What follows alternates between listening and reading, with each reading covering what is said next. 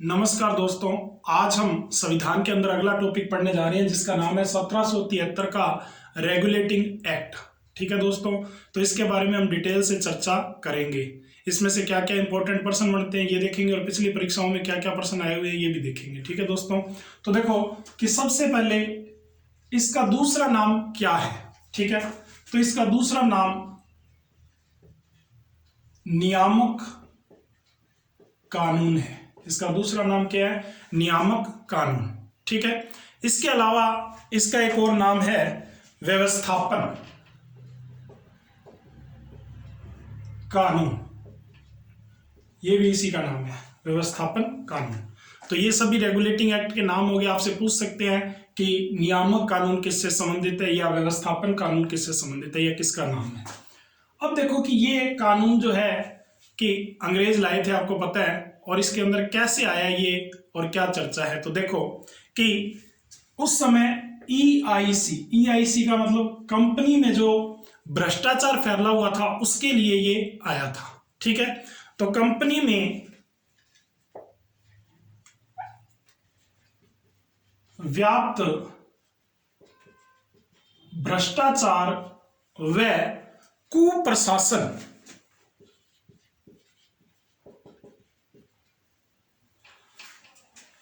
को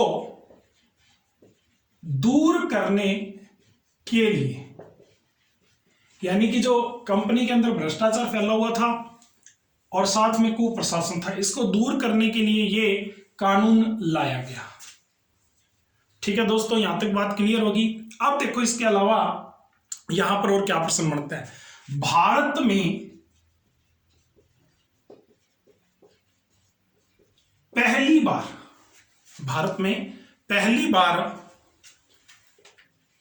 कंपनी का मतलब ईआईसी कंपनी के शासन के लिए एक लिखित संविधान प्रस्तुत किया गया।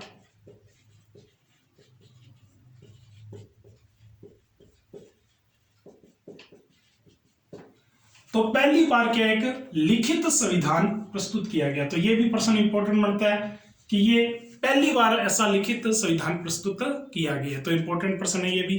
अब देखो, भारतीय संविधान के विकास का इसको प्रथम चरण भी कह सकते हैं। प्रथम चरण यानी कि भारतीय संविधान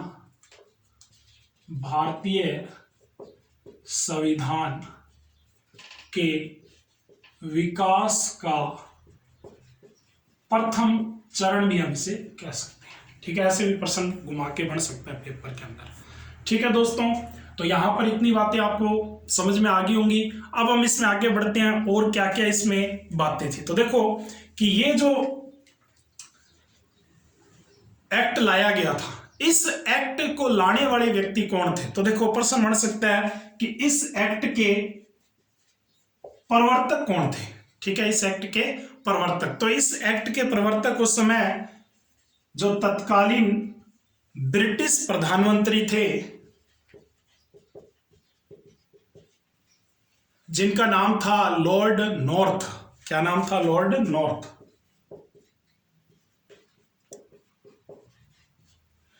ये इस एक्ट के क्या थे? प्रवर्तक थे। तो ये भी प्रश्न आया हुआ है कि इसके प्रवर्तक कौन है। तो ब्रिटिश प्रधानमंत्री लॉर्ड नॉर्थ। ठीक है दोस्तों, तो यहां तक बात समझ में आ गई होगी। अब देखो कि इसके अंदर और क्या क्या प्रश्न बनते हैं अपने। ठीक है दोस्तों, तो देखो कि 1774 की बात है। देखो 73 का एक्ट है लेकिन मैं प्रश्न बता रहा हूं 1774। तो ये भी ध्यान से सुनना कि 1774 में क्या हुआ।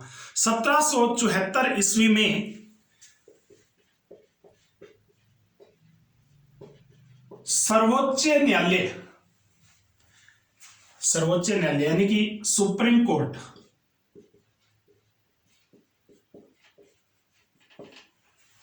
की स्थापना की गई। अब देखो कि ये स्थापना कहां की गई है। ठीक है, ये स्थापना कहां की गई है? तो उस समय देखो कि कलकत्ता, ठीक है, उस समय कलकत्ता को अपने फोर्ट विलियम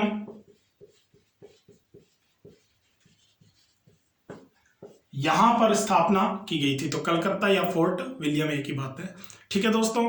तो उस समय यह स्थापना की गई थी। अब देखो इसके अंदर क्या था, एक तो मुख्य न्यायाधीश था और 3 अन्य न्यायाधीश थे। एक मुख्य न्यायाधीश और 3 अन्य न्यायाधीश थे। इस तरह से यह प्रश्न भी अपने से पूछा जा सकता है। अगर प्रश्न ये पूछ ले किस सन में किया गया तो 1774, और अगर प्रश्न ये पूछ ले कि किस एक्ट के द्वारा किया गया तो उत्तर क्या होगा, 1773। दोनों ही प्रश्न अलग अलग तरीके से बनेंगे, ठीक है दोस्तों।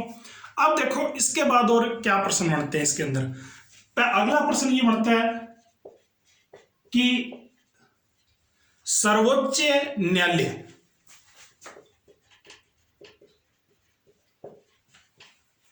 के प्रथम मुख्य न्यायाधीश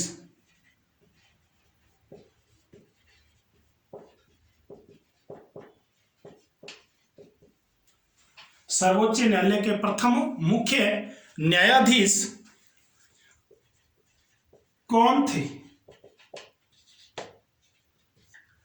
तो यह भी प्रश्न कई बार पूछा जाता है, ठीक है दोस्तों। तो सर्वोच्च न्यायालय के प्रथम मुख्य न्यायाधीश का नाम क्या है? तो इनका नाम है सर एलिजा इम्प्रे,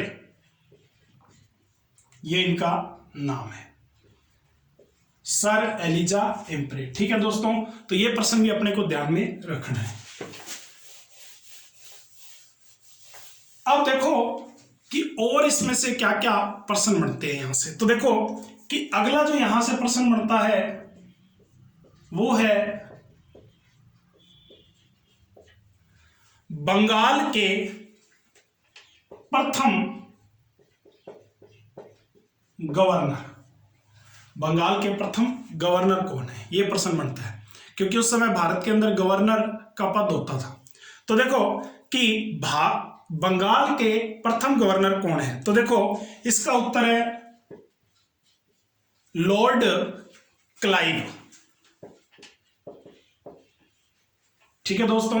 क्योंकि आपको पता है पिछली कड़ी में मैंने आपको, पिछली वीडियो में आपको संविधान की बताया था कि उस समय बक्सर का युद्ध हुआ था 1764 में, और 65 में लॉर्ड क्लाइव को बंगाल का प्रथम गवर्नर बनाया गया था। तो ये भी बात अपने दिमाग में बिल्कुल क्लियर रखना दोस्तों, ठीक है। हो गया पहला प्रश्न अपना। फिर देखो एक और प्रश्न बनता है, थोड़ा सा घुमा के प्रश्न पूछा जाता है पेपर के अंदर कि रेगुलेटिंग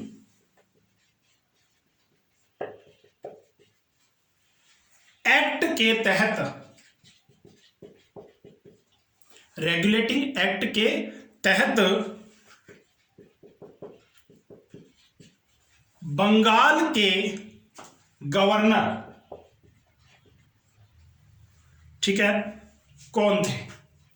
तो देखो जब रेगुलेटिंग एक्ट आ गया उसके बाद जो बंगाल के गवर्नर बनाए गए उनका नाम था वॉरेन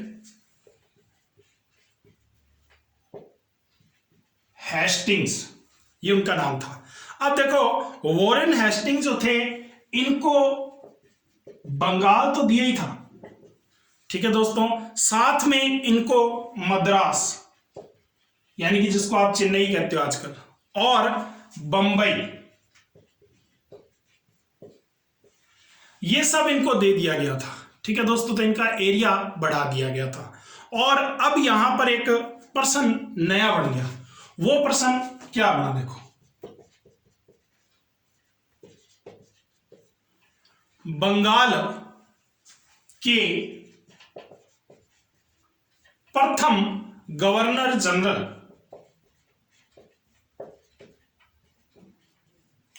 तो देखो ध्यान से देखना, प्रथम गवर्नर जनरल, क्योंकि मैंने आपको कहा इनका पद बढ़ा दिया गया था, इनको 3 चीजें मिला दी गई थी। अब इनका पद जो है वो गवर्नर से गवर्नर जनरल हो गया। तो बंगाल के प्रथम गवर्नर जनरल कौन थे? तो देखो इसका उत्तर भी वॉरेन हेस्टिंग्स ही है, ये ध्यान रखना। कई बार पेपरों में पूछा गया बंगाल के प्रथम गवर्नर जनरल वॉरेन हेस्टिंग्स। ठीक है दोस्तों, यहां तक बात क्लियर होगी। अब देखो एक और प्रश्न पूछा जाता है जो बहुत बार आता है, वो क्या है? भारत का